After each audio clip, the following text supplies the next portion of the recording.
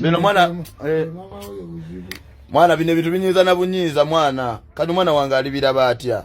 Amagulu anasanywa mwana nze nga taatawo. Mwana kati gogena akundete okogera ebyamagwe Grace mwana. Bujona kwesanywa nze kana kuvaako nga kididi nga ndi musajja mugezi nembita. Kati mwana kanjogera ebyama byonna kubanga kati kutumanyi mwana gomuteka mbachali musiba bachali balala gomanje nzalwa.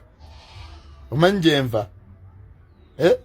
Ekyo kyokola kikya mwana kati nyiza na bunyize ensi yonegenda kimanya ati omwana wa kati byagenda ku musayi era mbadde nze zaawo nga njagala kusaba mwana agenda ku DNA tukebere omwana nga kyenjagala naye kati kasonda ze attitude eyo mbuno gosola n'okulwana okubeta atagulwa nanze kididi olina abantu ba fake bo omwana tabagana bagala tabasemberera Zekiridi olabo mwana anjagala bulu abadde ndabye nga yavulajja akulabye okanyuga chupa naddayo kati bigena agenda bira batya mbukulu mwana wakula agenda bira batya buno bugago nyumye bwa Grace Kani mbo mujjeka awo nga alwana ne mujjeko bingi nga mama baby ngenda kujjako buli kimu n'omwana nyino mumukima ate nga ngenda munona n'okubanga ndi naye nga tomanyi gowekebera oba oli naye